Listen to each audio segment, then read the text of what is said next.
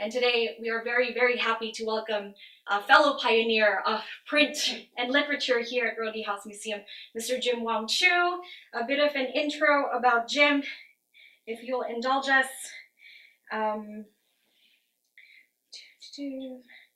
Okay. Jim Wong-Chu is a poet, historian, and anthologist. While the first Roedde House Preservation Society was forming to preserve this entire Barclay Square, including the museum, Jim and a group of like-minded citizens prevented the building of a highway over historic Chinatown in the 1970s. He has also worked long and hard to advocate for the voices and words of young artists and writers who find themselves in and off between worlds. Jim is the co-founder of Ricepaper Magazine, the literASIAN Festival, and the Asian Canadian Writers Workshop, amongst many things. Oh, there's the door. His book of poetry, Chinatown Ghosts, was the first published book of poetry by an Asian Canadian writer, paving the way for many other future writers. He will be reading us today from that book. And hi, Winnie. Okay, it's just about to start. So please join me in welcoming Mr. Jim Wong-Chu.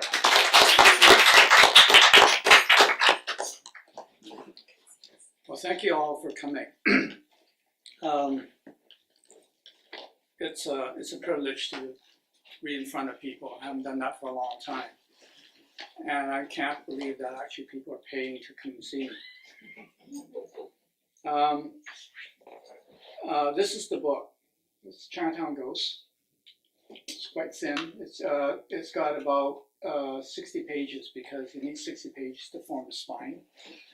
So that was the requirement for me to actually have the book together. This book also is very distinct because it is banned in Chinatown. Yeah, this book here, because what happened is that the image here is a picture of a poster of Mao. And this is when Mao passed away. And what happened was that this Maoist group decided to honor him. So the next day, there was just the entire Chinatown was just plastered over, 60, 70 of these posters are plastered all over Chinatown. And then the day after, I went down to Chinatown, and almost every one of them were defaced and scratched. And I scratched out, you know, and it kind of shocked me. I just kind of felt this kind of hate, but it was almost like a self-hate. And so I went and photographed all these photographs. And then when it came time to put an image on this book, I called this book Chinatown Ghosts. I felt that the image was apt for it.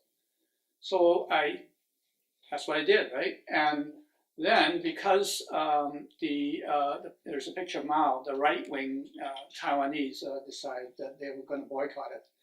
And the left wing, because Mao's picture's on there with his eye scratched out, they didn't want to see it either. So this book was banned in Chinatown. So I'm probably, you know, one of the authors with the most with obvious distinction. So that's the cover of the book. I'm going to begin by talking about, you know, kind of a sense of, you know, Chinatown now, because Chinatown's just going through dramatic changes right now. And before, when I wrote this about, you know, somewhat 25, 30 years ago, to me it was more of an homage. But now looking at it right now, it's almost like a requiem of what's going on.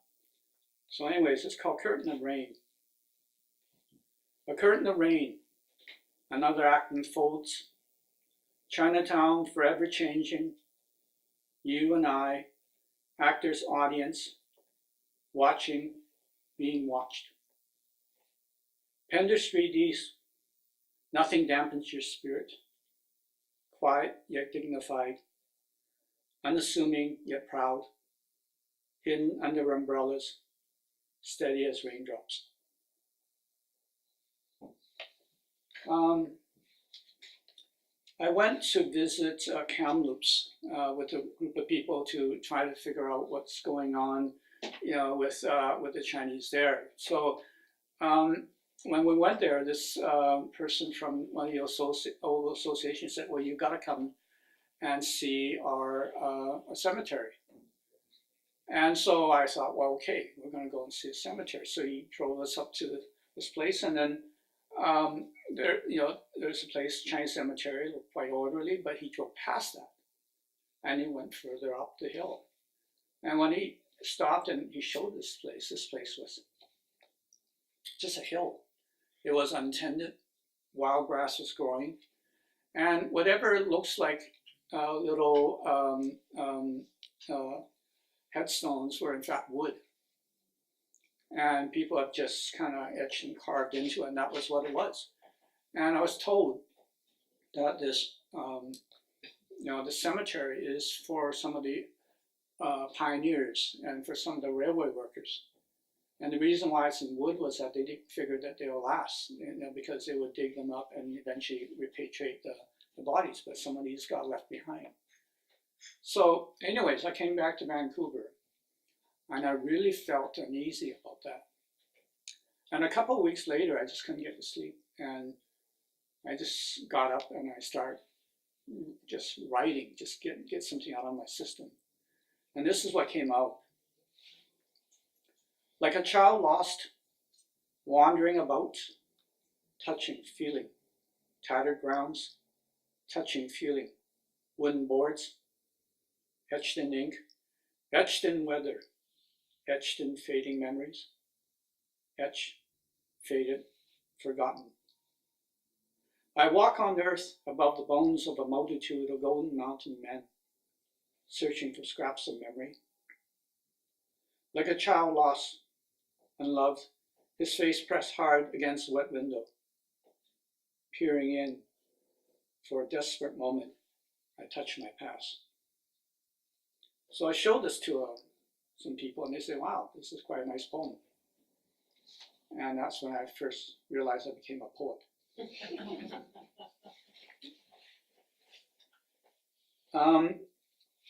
Now this next piece actually came from something that I was hearing. I was in Chinatown in a cafe, and there were these three elderly Chinese arguing. And the topic they were arguing about was who suffered the most. So one person would say, well, you think that's bad? I'll tell you what happened to me, and so on. Anyways, one of them told the story, and out of the story, I kind of wrote it up, and it became this piece. And it's called Equal Opportunity. In early Canada, when railways were highways, each stop brought new opportunities. There was a rule. The Chinese would only ride on the last two cars of the train. That is, until a train derailed, killing all those in front. The Chinese erected an altar and thanked Buddha. A new rule was made. The Chinese must now sit on the front two cars of the train. That is, until another accident claimed all those in the back. The Chinese erected another altar and thanked Buddha. After much debate, common sense prevailed. The Chinese are now allowed to sit anywhere on any train.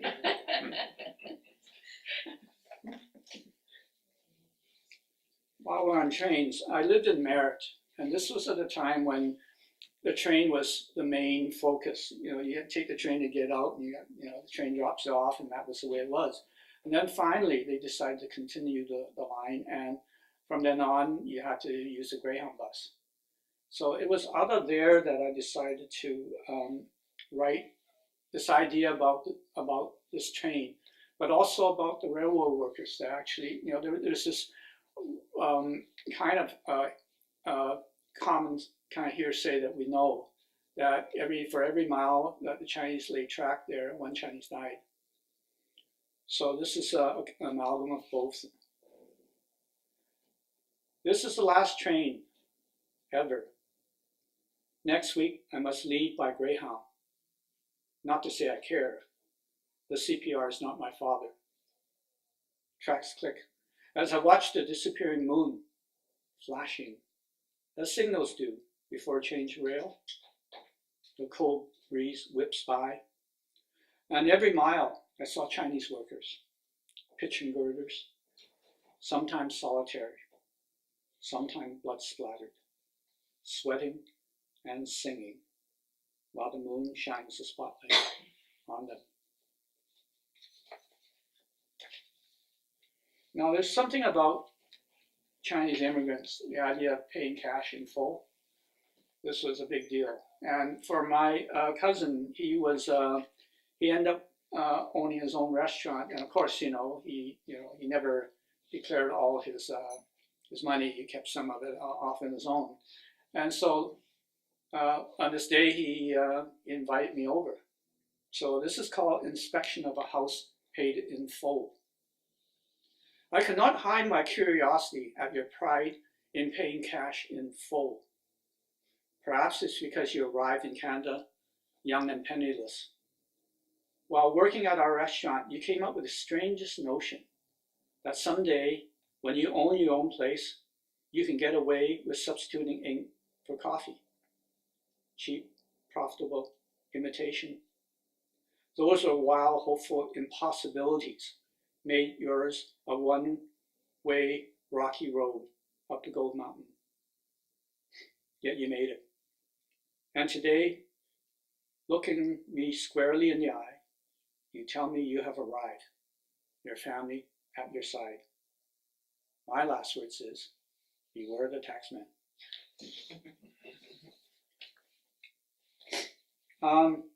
This is a piece that was talking about this idea of losing a language. And, this is with all these ESL classes that you're required to have so that you can blend into this new country. So I wrote a piece because I think it's reflective of so much things about ourselves that we don't realize, because now that you lost that language, you want to get it back. Your eyes plead approval on each other word, and even my warmest smile cannot dispel the shamed muscles on your face. Let me be honest with you. To tell you the truth, I feel very much at home in your embarrassment. Don't be afraid. Like you, I too was mired in another language, and I gladly surrendered it for English.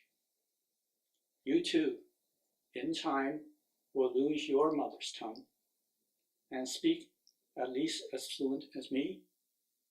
Now tell me, how do you feel? Now in Chinatown, if you walk around Chinatown, there's a fixture in Chinatown that you still see, and this is the person who sells Chinese newspapers. And in the early, late 70s, early 80s, there's one particular person, and she's there all the time, and she's almost like a total character, very distinct. But she's also interesting because she's a kleptomania. She always shortchanges people. You give her a $20 bill and you probably get $5. And she's wondering why, you're asking for more money. So anyways, I kind of, for some of these people, I don't know if they're actually real people or whether or not there's some Buddhist god or spirit that's there to test the local citizens. So I call them the newspaper vending Guanyin. She got her bedroom eyes from selling newspapers in front of yen fongs at 8 below. Her bloodless face unpainted, cracks at the break of dawn. Yet every turn brings you closer to her. A busy street. The surge forces the air into a thinning corridor, and her hand stretches out before you. You tempt her with a large bill. She loves forgotten money, so naturally she shortchanges you. Surtax on the careless. You catch her, but before you can act, she swallows your tongue.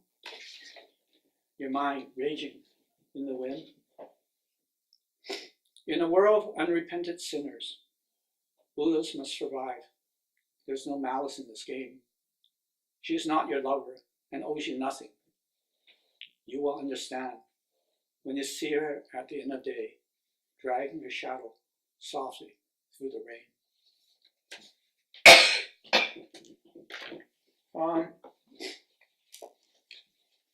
I was at a party once, and this young girl all of a sudden discovered her powers of disruption, and she managed to be able to, just write and made a wreck of everything.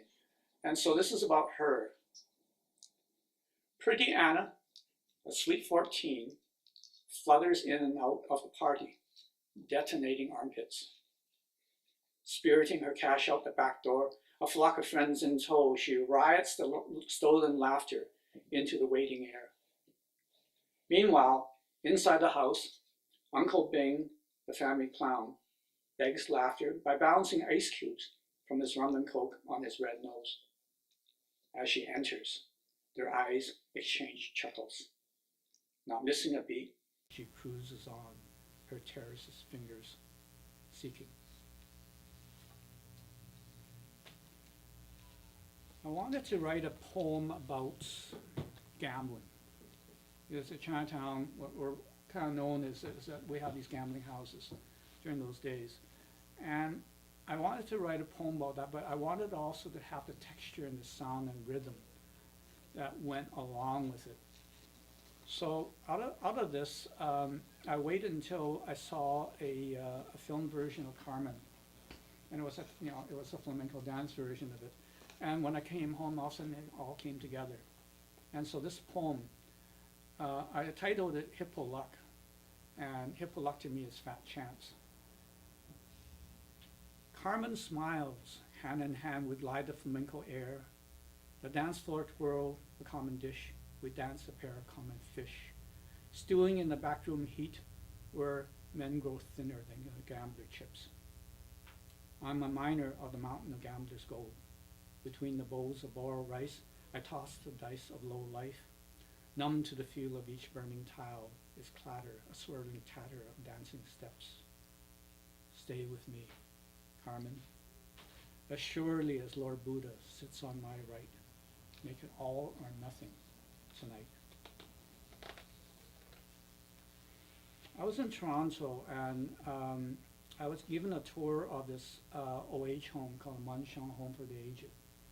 And the director was very animated when he told me, and we actually talked about all these different wards and how the people were. And out of there, I came back and I wrote 3 scenes from this OH home. So you get 3 different vignettes of this. She spends her waking hours counting every item. Something is always missing. She insists there are ghosts lurking behind her in shadows, snapping up a thing or two when she turns her head. A rope she wore with string she collects, ties her bedpost to her alarm clock in impossible knots. On every outing, she brings home new locks and chains.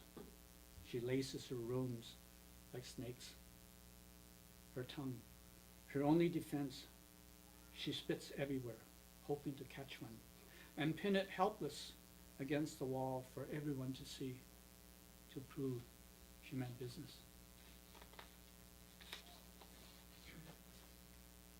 Their love is souring again. In desperation, she pulls his hands towards her long, dry breasts, tucked firm with bra and tissue. She hopes that he won't go again to the night duty nurse, the pretty one, to ask for another transfer from the ward. He does, but this time the young nurse only listens politely and promises to talk to the director in the morning. She is wise not to interfere with the lovers. The scratch on her forehead, a reminder. He had walked this coast and ate Chinook when he had to. His eyes sparkle on top. This was a fuller page of his life. He remembers the road building accident in 1910. His body among the rubble, blood of dead men ran as thick as pig, so thick he had to lift his head to breathe. The Guaylo engineer gave the wrong instruction with the dynamite. "I lucky," he said. The break in his leg did not pop the skin. Bing some saved me. He a good bone setter, but he was laid up for a year. On other days, his mind draws blanks and circles. Too many knocks on the noggin, he said. Too much bad blood inside. He spent the next day staring at a wall in the lobby, turning to ask, "Where's my china?" Somebody laughed and told him it was directly below his feet on the other side of the world. In the morning, our nurse found him at the Union Station, dressed in his going out clothes, his suitcase at his side, clutching tickets for home. Yeah, I was in Victoria and in the Chinatown, and this elderly citizen decided to accost me and talk to me. And as we found out, he was a distant relative, and he knew my family and so on. So we had this really incredible conversation. Yet after we finished and I went home, I felt kind of sad. And so I decided to commemorate in a poem. I call him Fort Uncle. We met in Victoria. We talked and discovered our similar origins. You a village relative, while I, a young boy, sitting quietly on the other side of the table, cups of hot tea between us. We are together for the moment, but I feel far from you. You said you traveled and worked up and down this land, and now you are returning to die, to be buried, besides others in the old Chinese cemetery, by the harbor, facing the open sea, facing home. At the end of my life, will I too have walked a full circle and arrived like you, an old elephant, to his grave?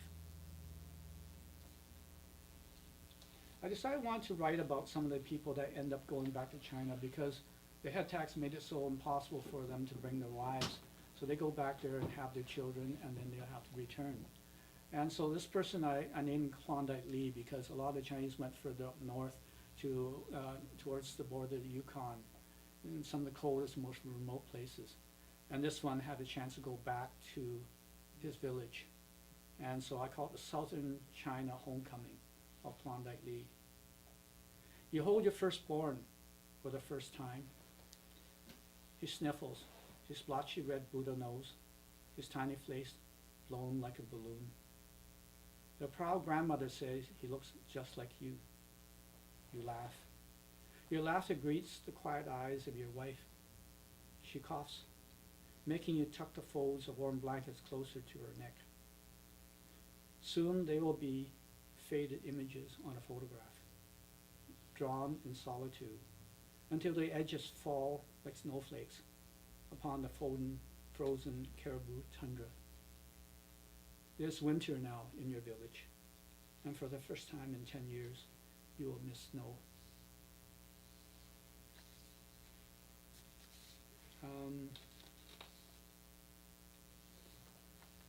Yeah, I wrote a poem about my father because you got to write poems. There's a few things you write about in Vancouver. One is you write about rain, and then you write about people that you know. So, anyways, I wrote about this because my father just went out and made a name for himself and made a life for himself and brought the family. And I was born in Hong Kong, and so for me that's quite an interesting concept and idea. And of course, it was raining when I was writing the poem in Vancouver on a nice warm rainy day. So I decided to incorporate both these ideas. My father came from the rice fields to the city, and there he stayed. Yesterday, I sat and wondered about all this. What does it all mean? Rice fields, a glittering city, I tried to touch. Both ends are perhaps a rainbow, a causeway, linking rainbows, sunny, wet afternoon. From green rice fields to glittering city, the green and glitter merging, steadily, quietly. Outside my window, it is raining. Today the rain nourishes the rice fields, nourishes the city, nourishes me. Of course, I have to write about my mom. And mother and wives are not treated as much as this as there are. And I think this poem is much more personal because as I went back to Hong Kong, I discovered that I had 6 other siblings. And so for my mother, in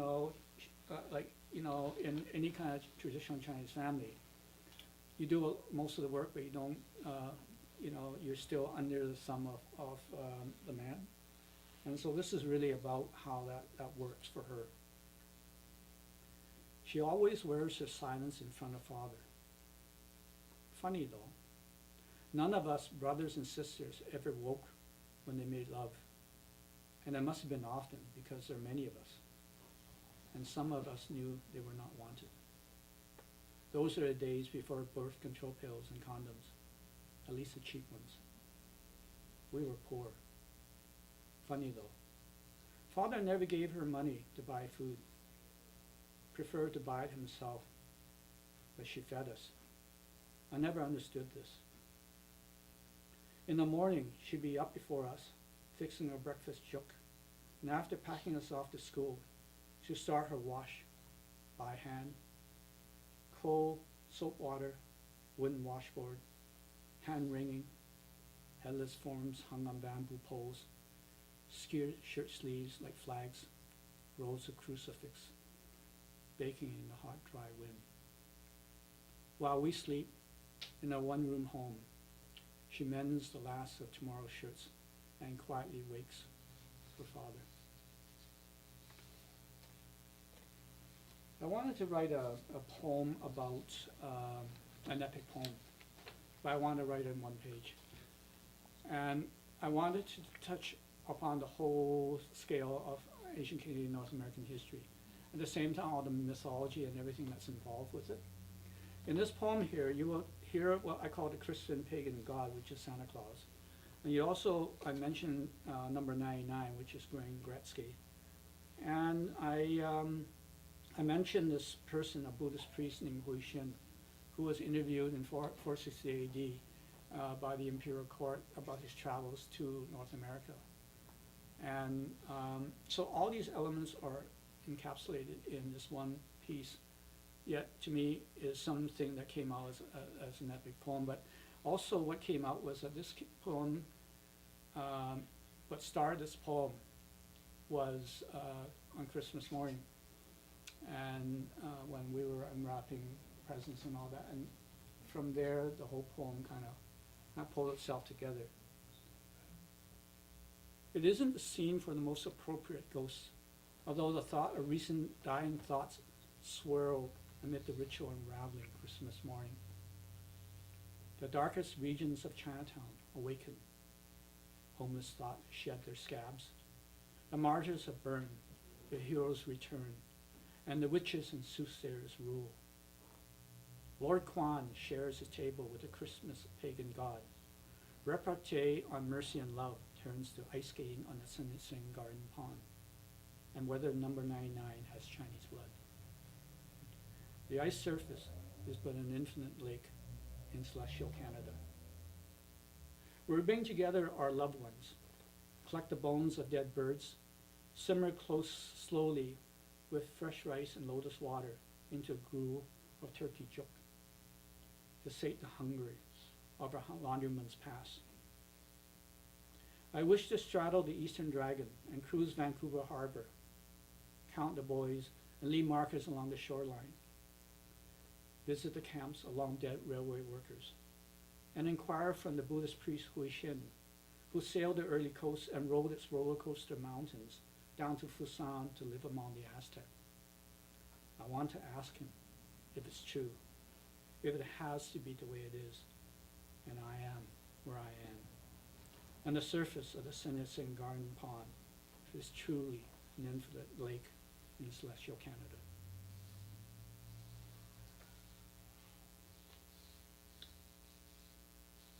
Yeah, I say, I'm going back to Merritt, and because we were in a cafe, what was also interesting about it was I had some good friends, the Yano brothers, and these are Japanese friends of mine that we kind of hung out together, and this is to commemorate my first car that I got to own. And of course, you know, what do you do when you're in a small town? You try to, gun the car and just plow right through the main drag and get away with it without, getting caught. So anyway, this is titled Merritt, BC, Revisited, 1965. Catch a look at the Main Street wildflowers. Woo woo, she's so fine. Cruising down the 1 Street main drag town, hooting away.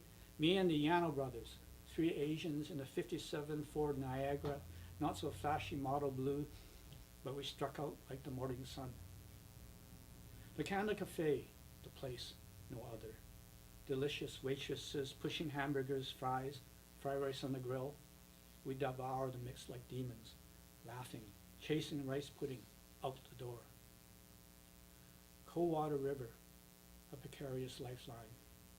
Our pose over the side, half-pound test with no lures, save a gentle, persuasive, occasional tug.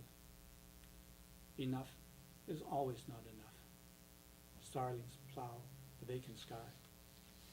And for the last piece, I need it's what they call a two-hander. It's a duet, and I need somebody to come up to give me a hand with this. Amanda, you want to help me with this? Come on up. I don't know what to do. You just have to read section.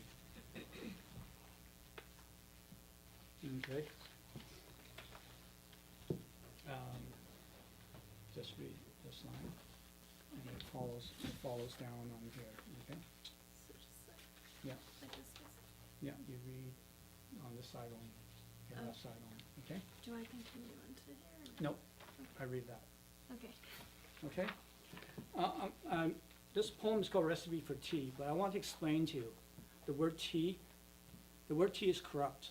It's not the real phonetic for it, because the original word for tea, and the reason why there's a connection to it is it was the Scottish that were the first that actually went there and discovered and start buying tea and start drinking it. So the Scottish, if you pronounce tea properly, you pronounce every letter in the word. So it's tea, tia, tia, tia, tia. And so most of the time you will hear a Scottish person say a cup of tea. That would be much closer to the actual phonetic of the word. It's not actually called tea. Because the word that in the Fujianese language where the two actually encountered and met, they call it de. So that's how the word has actually evolved from. So actually if you pronounce the word properly, it's tia, tia. So it's not tea. All right? So I'm going to read you, what Amanda's going to read is how to prepare tea properly. That's the instructions. And there's something about boiling the water. When you boil the bubbles, it's called shrimp eyes, crab eyes, and fish eyes. That's the size of the bubbles. Crab eyes is the proper size. When it hits that size, that's when when the water temperature is proper for making your tea. Okay? Start. A modest pot enough for 4 small cups. Insert tea, green or fermented or in a bag. The first ships came to trade. The coastline was Fujian. The traders were Scottish. The water boiled separately. Brought back, bastardized it, made it mud, drowned it in heavy cream, 2 or 3 spoonfuls of colonial sugar. Keep your eyes on the bubbles. Shrimp eyes, crab eyes, fish eyes. In search for monopoly, they planted it in India after the first crop, opium. The optimum is crab eyes. Crab clattering before fish winking. The second ships brought my forefathers. High tea, high civilized tea, biscuits, crumpets, crystallized sugar, ginger, fragrant cinnamon spice. Note, the first pour is not for drink. The best known tea party was in Boston. The tea was Chinese, but none invited. Pour only to cleanse and awaken. Steep briefly, discard.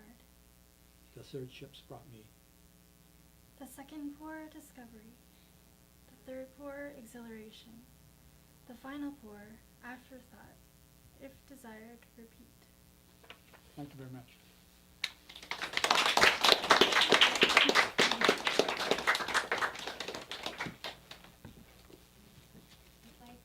Thank you, Jim, for sharing your poetry and the stories behind them today. And thank you again to our impromptu poet reader, Amanda.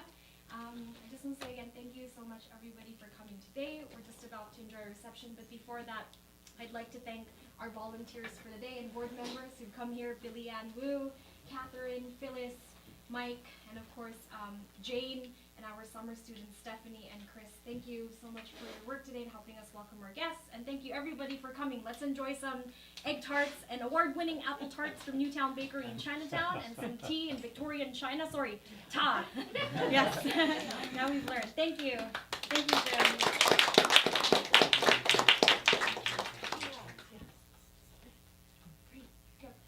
Tea in the kitchen and around. Please feel free to mingle as the roadies did.